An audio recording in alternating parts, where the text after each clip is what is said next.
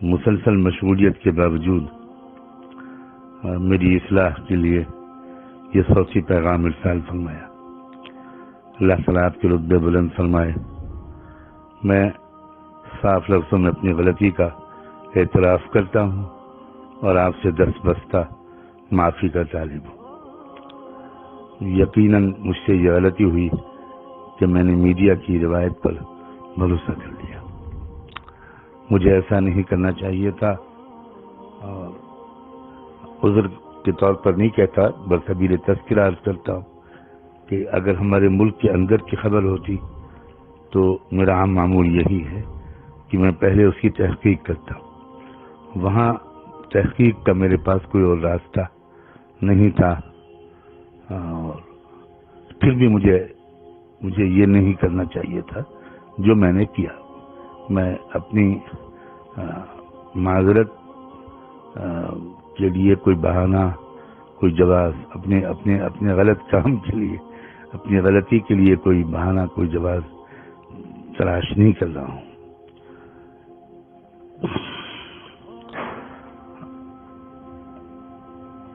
یہ بھی میں تذکرہ کر دوں کہ یہاں ہمارے ملک کی جو صورتحال ہے، حالات ہیں، اس میں ہم لوگوں کو بہت شرمندگی اس لیے بھی ہوتی ہے کہ یہاں کروڑوں کی تعداد میں، بلا مبالغہ کروڑوں کی تعداد ایسے غیر مسلموں کی ہے کہ جو کروڑ پتی ہیں، ارب پتی ہیں، کھرب پتی ہیں، مگر وہ ایسی تنظیموں سے وابستہ ہیں، تحریکوں سے وابستہ ہیں، ان کے اندر ایسا شعور، قومی شعور بیدار ہو گیا ہے کہ انہوں نے اس عہد نامے پر دستخط کیے ہیں اور اس عہد کو نبھاتے ہیں کہ وہ اپنے بچوں کی شادیوں پر بہت کم رقم خرچ کریں گے۔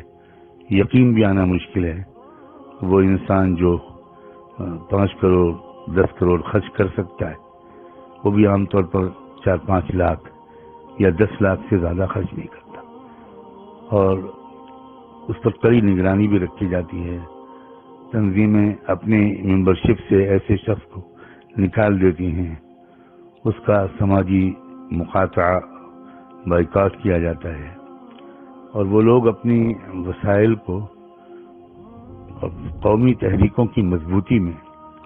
خرچ کر رہے ہیں۔ میں براہ راست واقف ہوں ان تحریکوں سے، ان میں لگے ہوئے لوگوں سے، بعض وقت ان کے قائدین سے میرا ملنا جلنا ہوتا ہے، اور دعوتی مقاصد سے اور ملک کی فضا کو زیادہ بگڑنے سے بچانے وغیرہ کے مقاصد سے میں ان سے کبھی کبھی ملتا ہوں۔ تو یہ باتیں مجھے اندر سے معلوم ہوتی ہیں کہ اس قوم کے اندر، بہت بڑے بڑے سرمایہ داروں کے اندر یہ شعور بیدار ہو گیا ہے کہ ہمیں ان رقموں کو اپنی قوم کی مضبوطی میں استعمال کرنا ہے، اور یہی وجہ ہے کہ وہ کہاں سے کہاں پہنچ گئے، اور ہم مسلمانوں کا اس سلسلے میں جو حال ہے وہ ناقابل بیان ہے۔ ہمارے یہاں بھی یہی صورتحال ہے۔ ہمارے یہاں تو خیر اتنے سرمایہ دار ہوتے ہی نہیں، اور اگر وہ سرمایہ دار بہت ہوتے بھی ہیں تو ان کے اندر کوئی قومی شعور آیا ہو، اور وہ اپنے مال کے صرف کا رخ انہوں نے اجتماعی اور مجموعی فلاح و بہبود کے لیے استعمال کرنے کو ترجیح دی ہو، ایسے لوگ کوئی خال نظر آتے ہیں۔ اب میرا چونکہ رابطہ رہتا ہے، تو جب وہ خبر آئی تو مجھ پر یلغار ہوئی، اور دونوں طرف سے ہوئی، مسلمانوں کی طرف سے بھی ہوئی، اور اس کی ایک وجہ یہ بھی ہے کہ میں شاید اب تک تقریباً چند سو نہیں بلکہ چند ہزار لوگوں کو اپنی اصلاح کے لیے آپ کے بیانات کے سننے کی طرف باصرار متوجہ کر چکا۔ اکثر میں لوگوں کو متوجہ کرتا ہوں کہ وہ آپ کے بیانات کو پابندی سے سنیں، انشاءاللہ ان کی زندگی میں تبدیلی آئے گی۔ ایسے بہت سے مسلمانوں نے بھی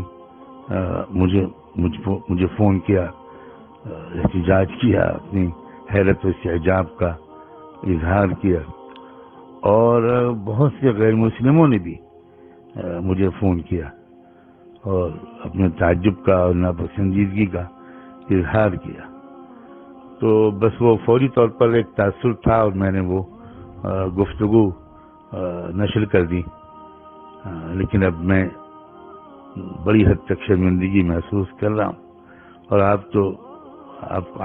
آپ کی طبیعت میں تقدر آئے یا آپ کے بارے میں کوئی بات کہوں میں، تو یہ تو مجھے بہت ہی زیادہ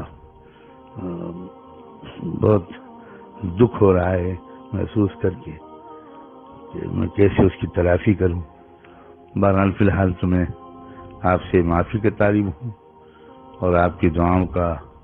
محبتوں کا محتاج ہوں۔ بلا شبہ رائے الگ الگ ہوتی ہے، ذوق الگ الگ ہوتا ہے، اور ہر رائے کی اور ذوق کی بڑی حد تک گنجائش بھی ہوتی ہے۔ ہم نے اپنے یہاں یہ بھی دیکھا کہ ہمارے جو اکابر ایسی تقریبات میں شرکت نہیں کرتے تھے تو اس سے بھی اصلاح ہوتی تھی۔ ایسے بھی واقعی نمونے میرے سامنے ہیں کہ ان گھرانوں پر اس کا اثر پڑا کہ بھئی اب ہمیں روش بدلنی چاہیے۔ تو مقصود تو اصلاح ہے، آپ کا مقصد جو آپ کا طریقہ کار ہے اس سے بھی اصلاحی مقصود ہے،